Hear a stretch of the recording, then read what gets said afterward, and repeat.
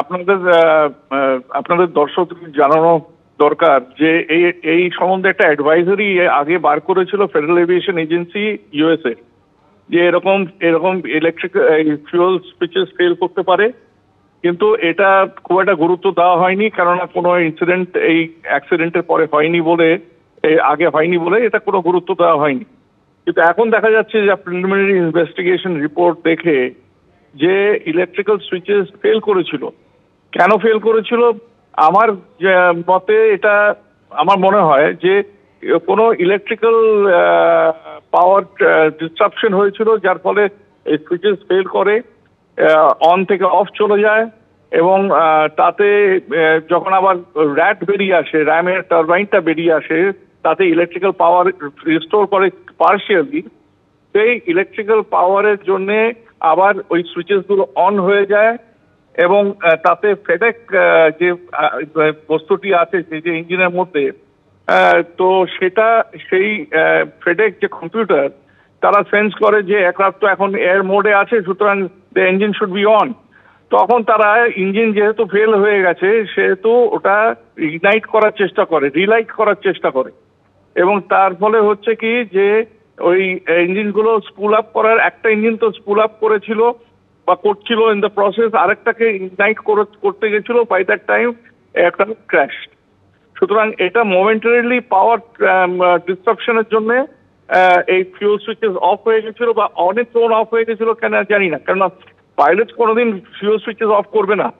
এবং তাতে রিপোর্টে বলা হচ্ছে যে কো পাইলটটা কি জিজ্ঞেস করেছে, did you put the fuel switches off? Captain তখন নাকি বলেছে, না, I did not put the fuel switches off, which goes to show that পাইলটটা ফিউল সুইচেস অফ করেনি, ওটা অন্য কারণের জন্য ফিউল সুইচেস অফ হয়ে গেছিল অন থেকে, সেটা পাওয়ার ডিস্ট্রাকশনের জন্যই হোক বা যে কারণের জন্যই হোক। হ্যাঁ, এই যার ফলে হচ্ছে কি পাওয়ার ফিউল সাপ্লাইটা ইঞ্জিনে বন্ধ হয়ে গেছিল এবং ইঞ্জিন ফেল করিয়ে গেছিল। কয়েক সেকেন্ডের মধ্যেই বন্ধ হয়ে যায় ইঞ্জিন। সামনে এলো এয়ার ইন্ডিয়ার ভয়াবহ দুর্ঘটনার রিপোর্ট। আহমেদাবাদ বিমান বিপর্যয়ে 15 পাতার রিপোর্ট প্রকাশ করেছে এয়ারক্রাফট অ্যাক্সিডেন্ট ইনভেস্টিগেশন ব্যুরো। দুটি ইঞ্জিনে জ্বালানি না পৌঁছানোতেই এই দুর্ঘটনার অন্যতম মূল কারণ, এমনটাই উল্লেখ করা হয়েছে এই রিপোর্টে। জ্বালানি সরবরাহের দুটি বাটন থাকে, একটি রান বাটন, দ্বিতীয়টি বাটনটি কাট অফে। 1 সেকেন্ডের ব্যবধানে দুটি ইঞ্জিনেরই বাটন রান থেকে কাট অফে চলে যায়, এমনটাই উল্লেখ করা হয়েছে 15 পাতার এই রিপোর্টে। মুহূর্তের মধ্যে বিমানের গতি এবং উচ্চতা কমতে থাকে। ককপিট ভয়েস রেকর্ডারে দুজন পাইলটের কথোপকথনও মিলেছে। 15 পাতার রিপোর্ট, সেখানে উল্লেখ রয়েছে এয়ার ইন্ডিয়ার ভয়াবহ দুর্ঘটনার রিপোর্ট, আহমেদাবাদ বিমান বিপর্যয়। 15 পাতার রিপোর্ট প্রকাশ করেছে এয়ারক্রাফট অ্যাক্সিডেন্ট ইনভেস্টিগেশন ব্যুরো।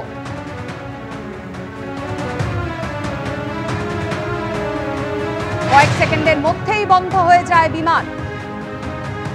ভয়াবহ দুর্ঘটনা, আহমেদাবাদে বিমান বিপর্যয়ে প্রাণহানির ঘটনা ঘটেছিল, ভয়াবহ সেই ঘটনা। সেই ঘটনার পর এবার 15 পাতার রিপোর্ট প্রকাশ করলো এয়ারক্রাফট অ্যাক্সিডেন্ট ইনভেস্টিগেশন ব্যুরো, যেখানে বলা হচ্ছে যে দুটি ইঞ্জিনে জ্বালানি না পৌঁছানোই এই দুর্ঘটনার অন্যতম মূল কারণ, এমনটাই উল্লেখ করা হয়েছে 15 পাতার এই রিপোর্টে।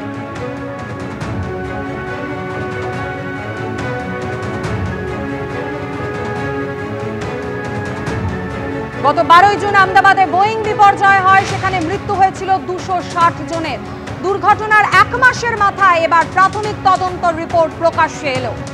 12 জুন ঘটেছিল আহমেদাবাদে সেই ভয়াবহ বিমান বিপর্যয়। দুর্ঘটনার মূল কারণ দুটি ইঞ্জিনেই জ্বালানি না পৌঁছানো। এই রিপোর্ট প্রকাশ্যে এলো, 15 পাতার রিপোর্ট প্রকাশ করলো aircraft accident investigation bureau. Bratadip Bhattacharya আমাদের প্রতিনিধির সঙ্গে রয়েছেন টেলিফোন লাইনে। ব্রতদীপ, এই রিপোর্টে আর কি উল্লেখ রয়েছে? দেখো, সব থেকে বড় যেটা চাঞ্চল্যকর জিনিস এই রিপোর্টের থেকে জানা গেছে যে স্পেন এই যে অভিশপ্ত AI-171 বিমানটি, এটা টেক অফের কিছুক্ষণের মধ্যেই দুটি ইঞ্জিনেরই যে জ্বালানি সুইচ সেটা বন্ধ করে দেওয়া হয়েছিল, অর্থাৎ ইঞ্জিনে ফুয়েল কাট অফ করে দেওয়া হয়েছিল। এবং সেই অনুযায়ী জানা যাচ্ছে যে ককপিট ভয়েস রেকর্ডার উদ্ধার হয়েছিল দুর্ঘটনাস্থল থেকে, যেটা ব্ল্যাক বক্সের একটি অংশ।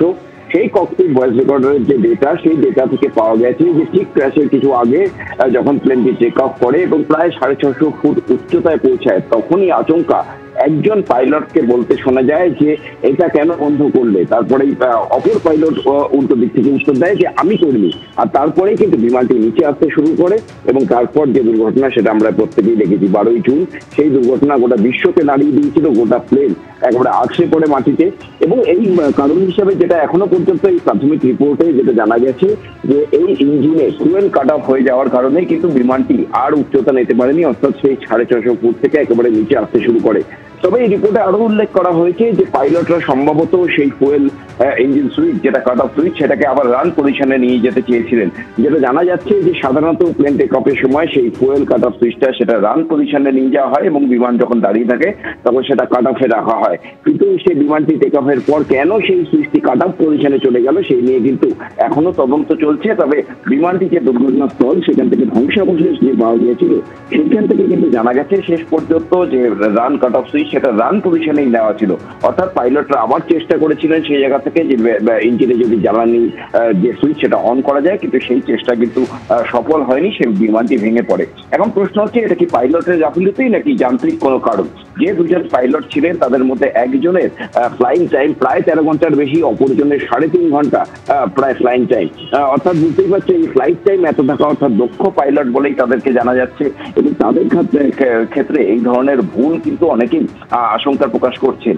এখন যান্ত্রিক ত্রুটির কারণে এই দুর্ঘটনা ঘটেছে কিনা নাকি পাইলটের ভুল, এই গোটা বিষয়টি জানার জন্য বাকি যে তথ্যগুলি উদ্ধার হয়েছে সেগুলোকেও ডিকোড করার কাজ চলছে। তবে মাধবী একটা ইতিবাচক দিক যে এতদিন আমাদের দেশে এই ধরনের বিমান দুর্ঘটনা হলে এই যে ব্ল্যাক বক্স অর্থাৎ ফ্লাইট ডেটা রেকর্ডার এবং ককপিট ভয়েস রেকর্ডার এগুলোকে বিদেশে পাঠানো হতো, মার্কিন যুক্তরাষ্ট্রে কিংবা ফ্রান্স, রাশিয়া এই সমস্ত জায়গায়। তবে এবার দিল্লিতেই কিন্তু এটা ডিকোড করা হয়েছে এবং বাকি যেসব সংস্থাগুলি ছিল এয়ারক্রাফট অ্যাক্সিডেন্ট ইনভেস্টিগেশন ব্যুরো, তার সঙ্গে ডিজিসিএ এবং অন্যান্য যে সমস্ত সংস্থাগুলি তদন্তের কাজ করেছে প্রত্যেকেই কিন্তু এই যে ডিকোডিং সেই সময় উপস্থিত ছিল। এটা প্রাথমিক রিপোর্ট, এখনো অনেকগুলি তথ্য যেগুলো পাওয়া গিয়েছে ওই ব্ল্যাক বক্স থেকে সেগুলোকে কিন্তু উদ্ধারের কাজ চলছে এবং তারপর কিন্তু একেবারে ফাইনাল রিপোর্ট সেটাই পাওয়া যাবে। তবে প্রাথমিক যে রিপোর্ট পাওয়া গিয়েছে তার থেকে অত্যন্ত চাঞ্চল্যকর ঘটনা। আমরা জানি যে 12ই জুন বিমানটি যে আহমেদাবাদ বিমানবন্দর সেখান থেকে টেক অফ করে এবং টেক অফের সময় প্রায় 300 কিলোমিটার প্রতি ঘন্টা স্পিডে ছিল এবং যখন বিমানটি সব থেকে সর্বোচ্চ উচ্চতায় পৌঁছায় 625 ফুট সেই সময়ও প্রায় 350 কিলোমিটার প্রতি ঘন্টা স্পিড অর্থাৎ 180 নট স্পিডে সেটা যাচ্ছিল। আচমকাই সেই উচ্চতায় কি এমন হলো যে ইঞ্জিনের সুইচ কাট অফ হয়ে গেল। একজন পাইলট আরেকজন পাইলটকে বললেন যে এটা কেন বন্ধ করলে, ইঞ্জিনের cut off switch fuel cut off switch সেটা কেন বন্ধ করা হলো? অপরজন উত্তর দিলেন যে আমি করিনি। তারপরেই কিন্তু মেডে কল দেন তারা এবং তার কিছুক্ষণের মধ্যে কয়েক সেকেন্ডের মধ্যেই বলা যায় যে আহমেদাবাদের যে মেঘানীনগর সেখানে যে মেডিকেল কলেজের হস্টেল তার একটি অংশের উপর বিমানের পিছনের অংশতে গিয়ে পড়ে এবং সামনের অংশটি সেটা এই হোস্টেলের যে অপর ব্লক তার সামনে গিয়ে পড়ে এবং নিমেষের মধ্যে ওই ব্লকের 4টি বিল্ডিং ভস্মীভূত হয়ে যায় এবং যে বিমানটি সেটাও কিন্তু ভস্মীভূত হয়ে যায়। এখনো পর্যন্ত রিপোর্টে আরো একটি জিনিস জানা গেছে যে বিমানের 242 জন যাত্রীদের মধ্যে 241 জনের মৃত্যুর খবর আগেই পাওয়া গিয়েছিল। এখন প্রশ্ন ছিল যে ওই মেডিকেল কলেজ এবং রাস্তায় কারা কারা ছিলেন যারা এই দুর্ঘটনার বলি হয়েছেন। সেখান থেকে এই রিপোর্টে জানা যাচ্ছে যে 19 জন এমন ছিলেন যারা কিন্তু এই বিমানের যাত্রী নন, অর্থাৎ হয় তারা ওই মেডিকেল কলেজের কিংবা সাধারণ মানুষ যারা ওই রাস্তা দিয়ে যাচ্ছিলেন।